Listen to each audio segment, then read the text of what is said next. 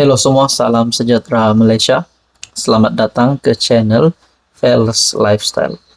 Tuan-tuan dan puan yang saya amat hormati, ini adalah satu pengumuman penting berkaitan dengan pilihan raya negeri Sabah. Ada yang mulai bertanya bila tarikh pilihan raya negeri Sabah. Sedangkan sudah diumumkan oleh Ketua Menteri Sabah, Haji Jinor, yaitu pilihan raya negeri Sabah pada Oktober 2025. Namun setelah viral skandal rasuah, kalau orang Sabah cakap, kalau orang kampung macam saya cakap, itu adalah satu perkara yang kotor, rasuah di antara kepimpinan politik kerana melibatkan beberapa adun di Sabah. Jadi, saudara-saudara, pengumuman penting pilihan raya negeri Sabah yang saya nak sampaikan adalah, adakah pilihan raya negeri pilihan raya negeri Sabah bakal diawalkan sekiranya Dun Sabah bubar awal? Ada yang cakap mungkin bubar pada bulan Desember 2024 dan tarikh pilihan raya negeri pada bulan Januari. Ada yang kata bulan Januari Dun Sabah bubar dan tarikh pilihan raya negeri pada bulan Februari. Jadi beberapa pendapat, pandangan daripada pemerhati politik yang saya kenal, bahkan kepada rakan-rakan juga ahli keluarga, bercakap tentang pilihan raya negeri Sabah. Jadi adalah satu soalan, kenapa tiba-tiba Dun Sabah boleh dibubarkan awal? Jawapannya adalah, sekiranya Ketua Menteri Sabah hari ini, Haji Jinor, digulingkan ataupun dipecat sekiranya terlibat dengan mana-mana salah laku, terutamanya dengan skandal rasuah yang viral baru-baru ini yang juga mengaitkan nama Ketua Menteri Sabah. Lalu ramai orang-orang Sabah, kementerian netizen telah meletakkan komen cadangan Ketua Menteri, cadangan timbalan Ketua Menteri, bahkan yang panas baru-baru ini berkaitan dengan pemilihan TYT baru Sabah. Jadi beberapa nama yang sudah kita dengar. Ada yang cakap Syafiq Apdal boleh jadi Ketua Menteri Sabah.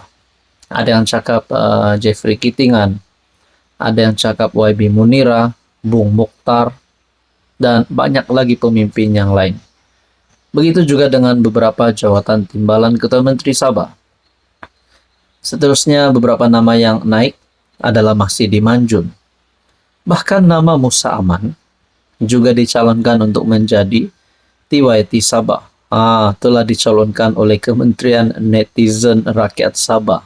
Di ruangan komen, banyak nama-nama pemimpin daripada kepimpinan politik Sabah yang telah memilih beberapa nama untuk menjadi Ketua Menteri, menjadi timbalan Ketua Menteri, menjadi TYT Sabah. Jadi beberapa nama itu termasuklah juga Joseph Pairin Kitingan.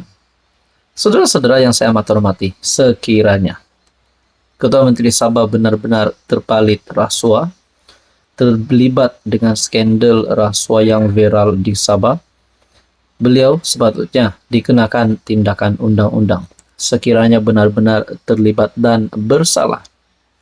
Ataupun mana-mana pemimpin politik bukan sahaja di Sabah, bukan sahaja wakil rakyat YB Datuk di Sabah dan seluruh Malaysia, mana-mana pun yang terlibat dengan rasuah perlu ditangkap sesuai dengan harapan netizen yang tidak suka dengan pemimpin yang kotor. Tuan-tuan yang saya amat hormati, apa komen Anda? Halo semua, salam sejahtera Malaysia. Selamat datang ke channel Fels Lifestyle. Terima kasih kerana terus setia dan bersama di dalam channel ini. Pada akhirnya, berita ataupun isu kes skandal rasuah di Sabah yang menjadi perhatian seluruh rakyat Malaysia, terutamanya kepada rakyat di negeri Sabah. Netizen digemparkan Dan perkara ini semakin berpanjangan.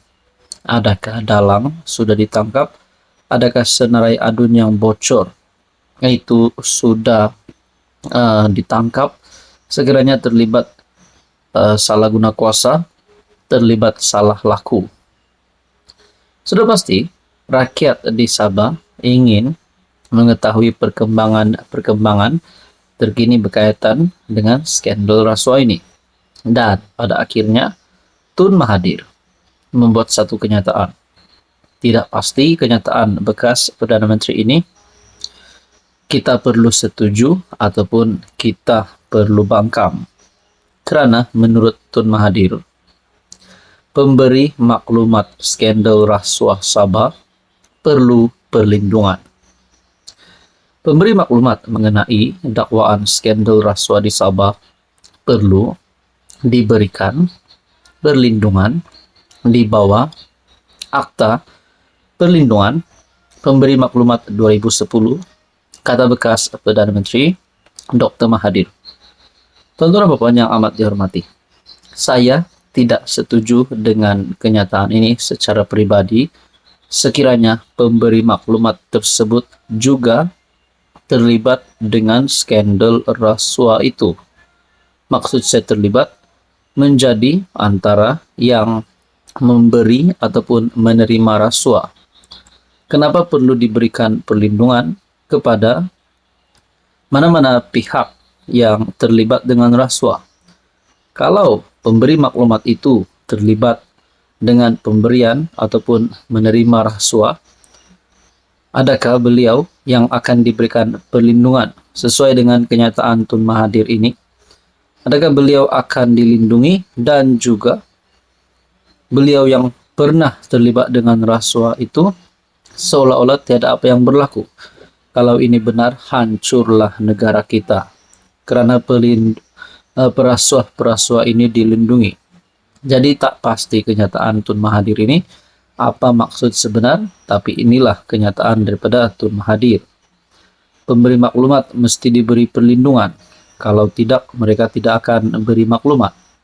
Saya tak ikuti laporan berkenaan isu itu. Tapi mana-mana pemberi maklumat mesti dilindungi, jika tidak mereka tidak akan beri maklumat. Pemberi maklumat itu yang juga seorang ahli perniagaan sebelum ini menuntut diberi kekebalan dari segi undang-undang sebagai pertukaran mendedahkan skandal yang mengundang perhatian ramai itu. Selain rakaman video, dia mendakwa memiliki dokumen dan maklumat yang membuktikan dia telah memberi rasuah sejumlah adun untuk menyokong permohonannya dalam mendapatkan projek penerokaan mineral. Jadi beliau ini telah memberi rasuah sejumlah adun. Kenapa pula beliau perlu dilindungi? Rakyat Sabah pasti juga berfikiran seperti apa yang saya cakap. Sebelum ini, PM Anwar Ibrahim menolak permohonan kekebalan tersebut dengan menyatakan pemberi rasuah juga perlu disiasat. Jadi, jika ada maklumat yang samar-samar termasuk adakah individu pemberi maklumat itu turut terbabit dalam rasuah, ia perlu diteliti dan disiasat. Jadi adakah kenyataan Tun Mahathir ini sebenarnya mentalitinya sebagai bukan Perdana Menteri, sedangkan Anwar Ibrahim sebagai Perdana Menteri yang mempunyai mentaliti untuk tidak melindungi perasuah. Jadi kenapa Tun Mahathir membuat kenyataan begini? Adakah Tun Mahathir melindungi perasuah tersebut? Nah, itu menjadi persoalannya. Ataupun ini menjadi penyebab kenapa sampai hari ini Tun Mahathir tidak mampu untuk tumbangkan Anwar Ibrahim. Ramai yang kata Mahathir dah kritikal dalam keadaan politiknya kerana tidak memegang jawatan menteri, ahli parlimen ataupun hanya memegang jawatan SG4, penasihat SG4. Jadi nak kalahkan Anwar Ibrahim jauh sekali. Ramai penyokong-penyokong peminat politik berkata, Tun Mahathir tidak lagi layak untuk menjadi Perdana Menteri, perlu rehat saja. Apa komen Anda?